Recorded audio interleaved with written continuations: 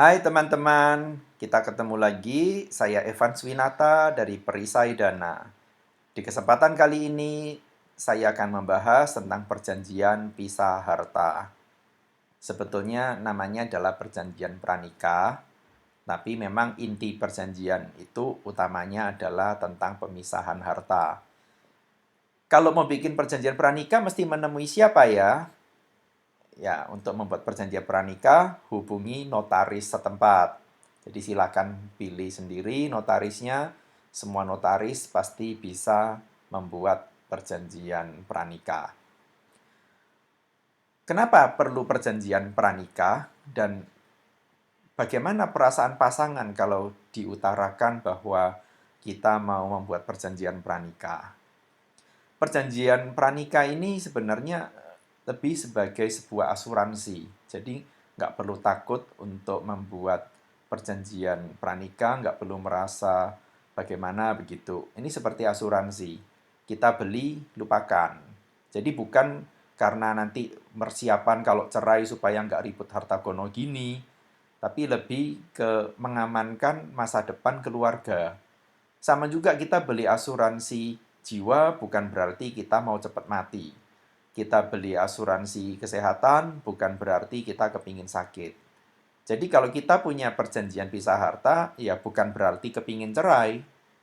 Sebetulnya perjanjian pisah harta ini untuk mengamankan pernikahan tersebut, mengamankan keluarga. Sama juga asuransi jiwa kan untuk mengamankan keluarga. Asuransi kesehatan juga untuk mengamankan keuangan keluarga. Untuk calon mempelai, saya sangat mendorong, merekomendasikan untuk memiliki perjanjian pisah harta. Karena satu-satunya kesempatan terbaik untuk membuat perjanjian pisah harta ini adalah sebelum menikah. Ya, jadi soal nanti kalau sudah menikah, mau tidak hitungan harta itu terserah. Pokoknya perjanjiannya dibikin dulu, karena hanya bisa dibuat pada saat belum menikah. Dengan perjanjian pisah harta, maka harta suami dan istri tidak digabungkan setelah menikah. Untuk itu, kewajibannya juga merupakan kewajiban sendiri-sendiri, tidak saling menanggung. Kalau suami yang punya hutang, maka itu urusan suami. Istri masih bebas untuk punya penghasilan. Bila suaminya pailit dan berdasarkan pengadilan perdata misalnya harus dilakukan penyitaan, maka yang disita hanya harta suami. Harta istri tidak disita. Ya, jadi itu enaknya untuk keluarga berarti bila suami mengalami pailit, setidaknya keluarga ini masih ada penghasilan, masih bisa memiliki aset. Jadi keluarga ini aman. Ya, jadi kalau sampai salah satu bangkrut, keluarga masih punya penopang finansial. Manfaat lain dari punya perjanjian pisah harta, kalau mengajukan kredit ke perbankan tidak perlu dihadiri pasangan.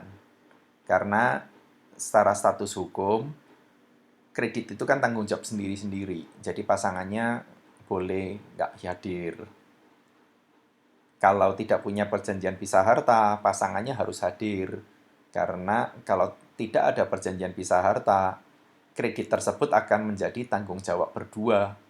Sehingga pengajuannya juga harus dilakukan berdua. Kalau punya perjanjian pisah harta, tanggung jawabnya sendiri, sehingga pengajuannya juga boleh sendiri. Namun ini berlaku hanya untuk dengan perbankan. Enaknya kalau punya pisah harta, nggak ada lagi keribetan soal kalau bikin rekening bersama atau membeli aset bersama, teknisnya seperti apa. Karena pada dasarnya hal itu tidak direkomendasikan, sebetulnya sudah tidak boleh. Dalam perjanjian pranikah terkait dengan pisah harta itu sudah disebutkan bahwa suami dan istri tidak akan mempersekutukan harta.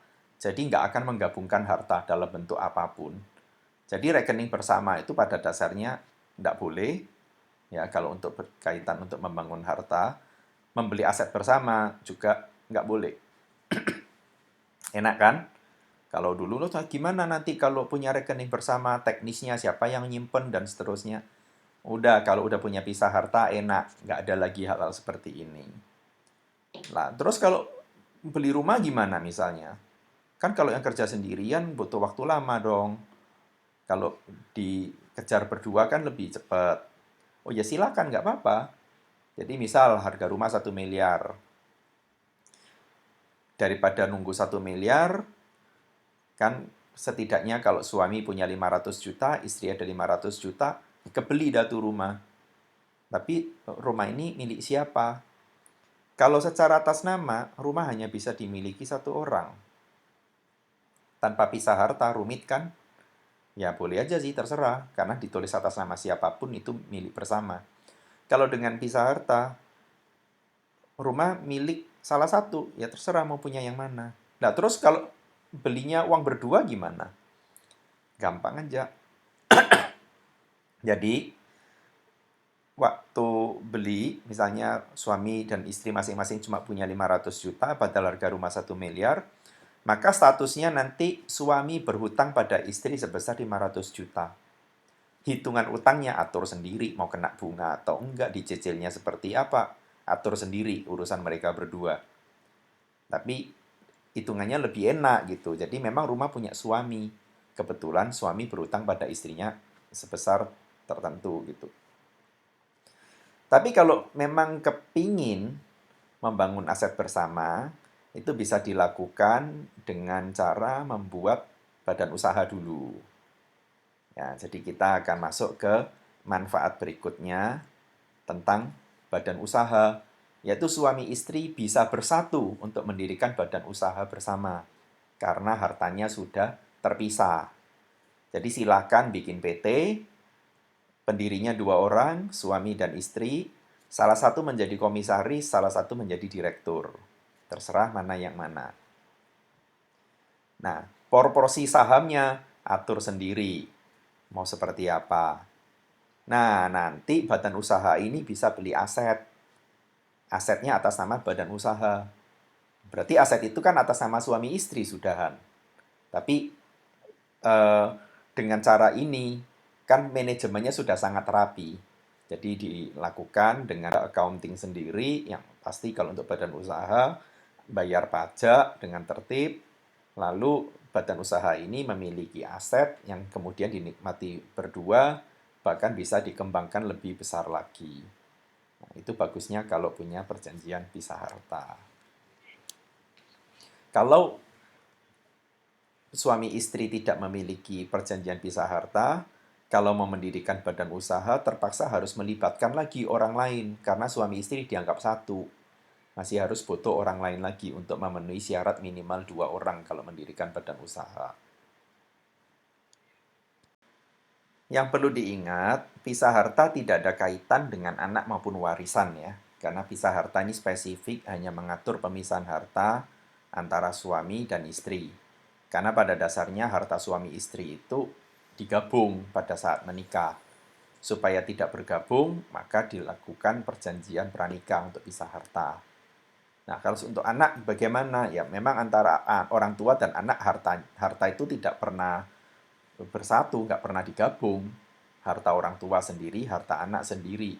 Sehingga ada konsep hibah misalnya, hibah vertikal. Orang tua memberikan harta kepada anak. Ya, karena hartanya terpisah, nanti dipindahkan harta orang tua ke anak. Warisan juga sama, nanti yang berlaku adalah hukum waris. Negara punya hukum waris, terus masing-masing juga boleh mengatur sendiri dengan mekanisme tertentu atau mungkin mau sesuai adat. Bisa juga nanti diperkuat melalui akte waris yang dibuat di notaris.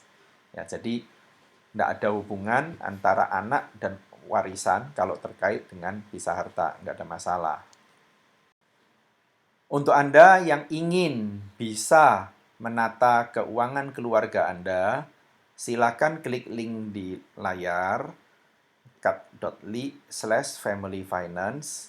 Saya siapkan sesi untuk family finance coaching.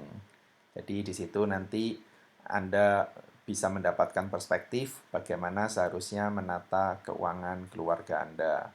Ini terutama untuk pasangan yang akan menikah maupun yang barusan menikah.